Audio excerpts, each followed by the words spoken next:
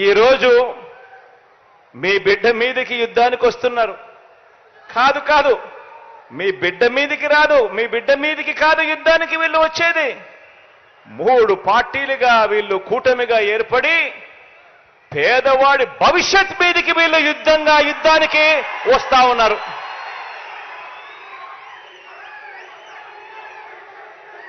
ఇదే ముగ్గురు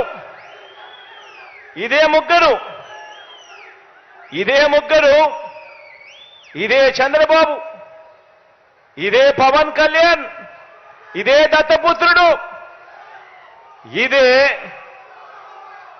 బీజేపీతోనే కలిసి 2014లో కూడా ఇప్పుడు చెప్తా ఉన్న మోసపూరిత వాగ్దానాలు మాదిరిగానే 2014లో కూడా ఇదే మాదిరిగా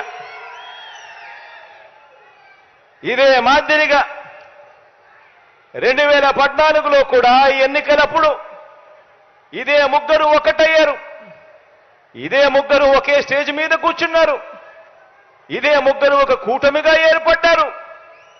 ఏర్పడిన ఏకంగా ఇదే పెద్ద మనిషి చంద్రబాబు నాయుడు గారు ఎన్నికల మేనిఫెస్టో అంటూ ఈ మాదిరిగా ఇచ్చి ఏకంగా చంద్రబాబు నాయుడు గారు సంతకం పెట్టి మరి ఈ మాదిరిగా ప్రతి ఇంటికి కూడా పంపించాడు ఈ పెద్ద మనిషి చంద్రబాబు గారు.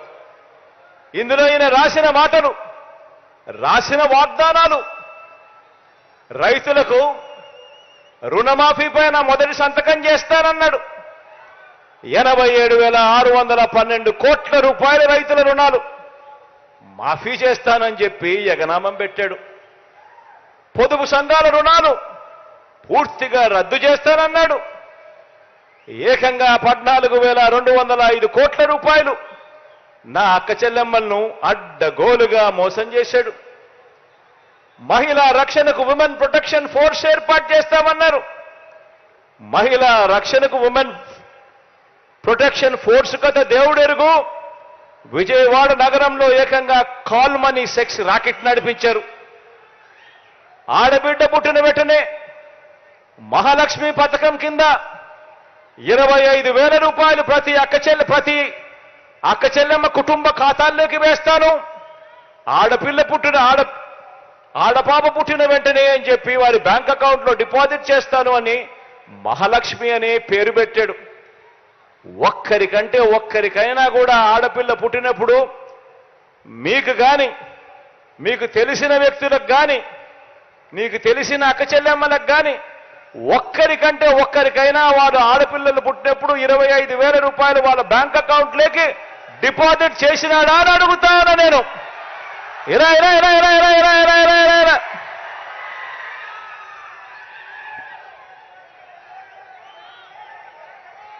ఇంటికో ఉద్యోగం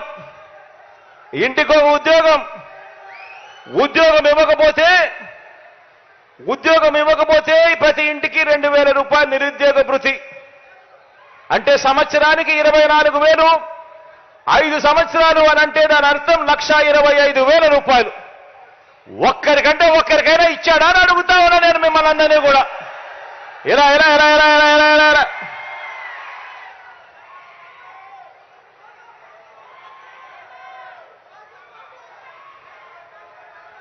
ఈ మాదిరిగా పాంఫ్లెట్లు చూపించాడు. రాష్ట్రాన్ని శ్రీలంక చేస్తారన్నాడు, రాష్ట్రాన్ని సింగపూర్ చేస్తారన్నాడు. ప్రతి జిల్లా హెడ్ క్వార్టర్స్ లో కూడా ఏకంగా హైటెక్ సిటీలు కడతానన్నాడు. ఇంతటితో ఆగిపోకుండా మేనిఫెస్టో అని చెప్పి ఈ మాదిరిగా తీసుకొచ్చాడు. అక్క చెల్లెమ్మల కోసం అని చెప్పి ఇందులో కొన్ని పేజీలు పెట్టాడు. ఆయన 2014లో ఇచ్చిన మేనిఫెస్టో ఎన్నికల ప్రణాళిక. ఇందులో ఆ మేనిఫెస్టోలో page number 16, page number 16, page number 17 Chandrababu Naidu గారు ఎన్నికల మేనిఫెస్టోలో 2014 ఇచ్చిన మేనిఫెస్టోలో పేజీ నెంబర్ 16, పేజీ నెంబర్ 17 2 అక్క చెల్లెమ్మల కోసం కేటాయిస్తున్నాను అని చెప్పి హామీలిచ్చాడు. ఇందులో ఆయన చెప్పింది అక్క చెల్లెమ్మల కోసం మాత్రమే. నేను మచ్చుకు కేవలం అక్క చెల్లెమ్మల కోసం ఆయన చెప్పిన 9 హామీలను మీకు అక్క చెల్లెమ్మలతో పంచు